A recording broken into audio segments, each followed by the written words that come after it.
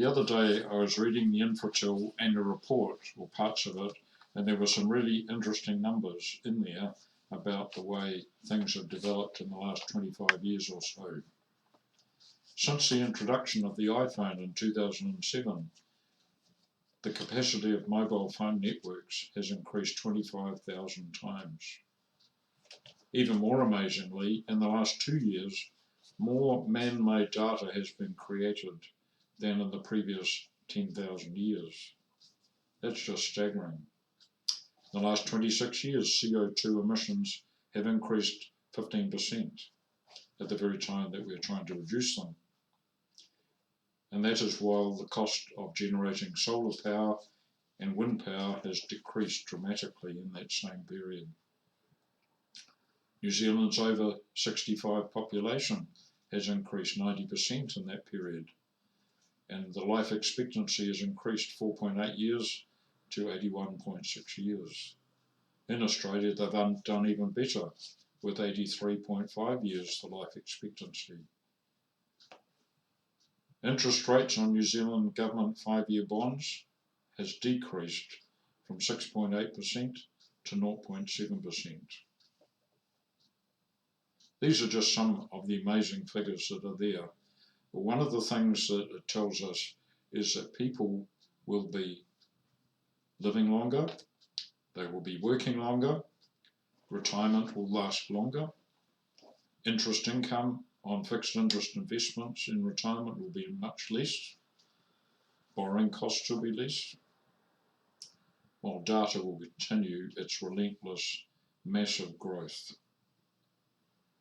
We did a survey amongst our clients recently on the effects of COVID-19 on people and businesses.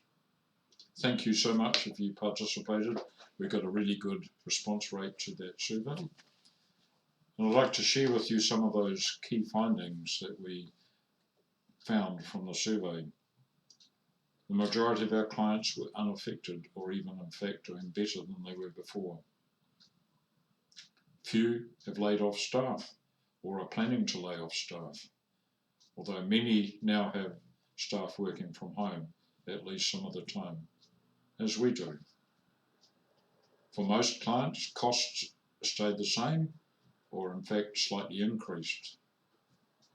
40% have made significant changes in their marketing, adopting new strategies, doing the website that they'd always intended to do or improving it, picking up the phone and talking to customers, arranging meetings online through Zoom or Microsoft Teams or an equivalent process, and found that has been amazingly successful in getting new business across the line.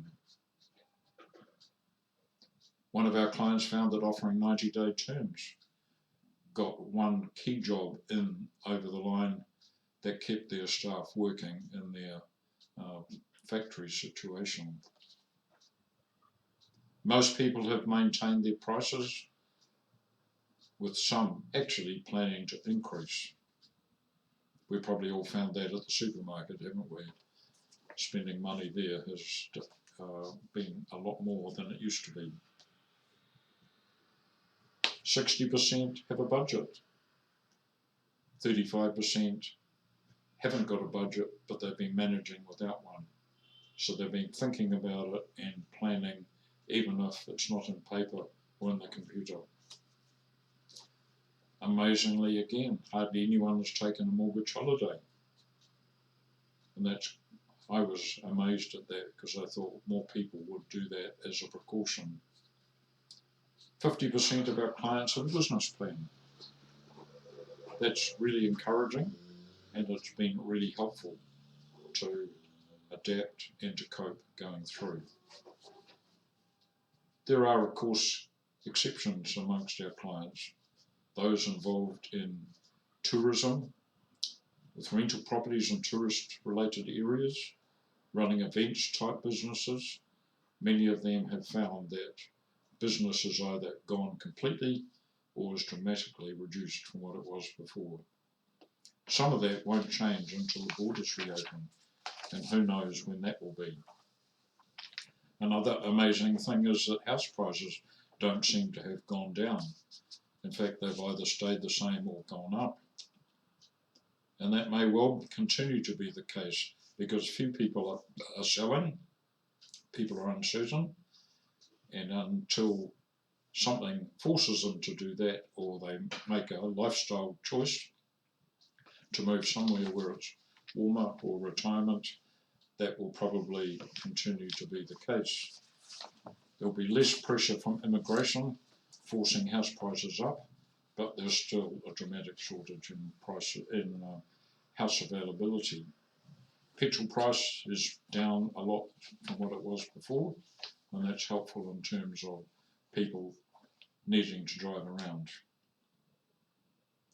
Some of the clients that we thought might be badly affected had planned and had cash reserves, so that's seen through what would otherwise have been really difficult times.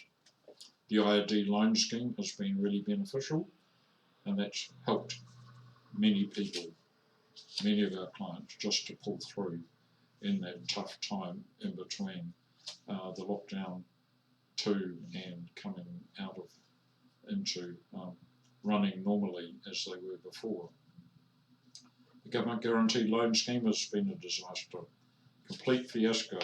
Virtually nobody has been able to borrow the money because the parameters and the rules and regulations around that, both originally the government and more recently the banks, have just been completely out of line, so it's meant that it's been a complete waste of time, which is really disappointing because it could have been quite a useful tool for businesses, middle-sized businesses. The election is likely to cause delays in making decisions at national and local government level, so that's going to leave a bit of a hiatus between now and the end of this year. So hopefully after the election there will be some good and quick decision making on policies designed to get New Zealand back functioning. Your plan is vital. You do need a business plan. 50% don't have a business plan. We believe that 50% should have one, and you need to have one that is adaptable, because 3 months ago you had no idea what was going to happen. Even now it's very hard to tell what things are going to happen in the next 3 months or the next 6 months. So having a plan and having the ability to adapt and to change is really important. What's going to happen when the wage subsidy extension finishes? Are there going to be lots of people out of work? Are people going to stop spending? Are they going to be unable to keep spending? What's going to happen to rental property owners? Are people going to stop paying rent? There are a whole lot of things out there that are still quite uncertain. If you have a plan, you can adapt it and adjust to fit. We're there to help, and if you need help with that, our team are there for you to do that. One of the things that's become clear too is that many clients on Xero, which is an amazing tool, enables you to manage your business at a glance. Many people are not using the full benefits of that. It should be on a starter, a standard or premium version that allows you to enter payables and receivables. If you have one of those programs, one of those subscriptions, then you also get HubDoc thrown in for free. That allows documents, payables, invoices to be imported directly into the program and imported seamlessly into Xero. It's a game changer, and it's free if you're on one of those other versions of Xero. You need to have your receivables and your payables in Xero, and you need to be using HubDoc. So our team is going to be picking up the phone and talking to you over the next week or two to talk about how you are managing coming out of lockdown level 4, 3 and 2, and do you need help going forward. But that's one of the things that you should talk about with them. We use it ourselves. I was sceptical to start with, but now we wouldn't go back to not using HubDoc. Trusts, we've been doing trust reviews for people because the trust law changes come into effect on the 30th of January 2021. Many trusts need to be changed, need to be restricted on who beneficiaries are, trustee transition, retirement, dementia, death or whatever needs to be considered. What happens if this happens or that happens? So there is planning in place, and some other parameters of trust need to be tidied up. So we've done quite a few of those. There are more to go. If you've got a trust and you haven't had a review done, you need it done, and we're there to help to do that for you. Part of it is keeping better records, and some of those will become mandatory from that date onwards. We have a program, online program called ConnectWorks, which has started in Wellington, and it's really good for keeping track of trust records and enabling remote e-signing of minutes and trustee meetings, etc. And it's a very, very modest cost for keeping track of the paperwork. So Julie in the office can help you with any of that and assisting you with taking up that opportunity. Working for family tax credits. Some couples will have found that one has been laid off, is working reduced hours, and so you may need to review your working for family tax credit payments. We're there to help you with that too, if you should need that. Lastly, Buy New Zealand. We joined Buy New Zealand earlier this year. We thought that was a really good way to encourage businesses and people to buy locally. So I'm doing that much more myself, buying takeaways, eating out, buying stuff locally, going to the men's wear shop that I'd never been to in Masterton until last Saturday. Things like that. Just step out. Sometimes it might even cost you a little bit more, but you want your shop, your local shop, to be there this time next year, and part of it will depend on you. So we encourage you to do that and look at that as part of your contribution to the way forward. So onwards and upwards, and we hope it all goes well for you, but we're there to help, so don't hesitate to call us if we can help you in any way, whatever.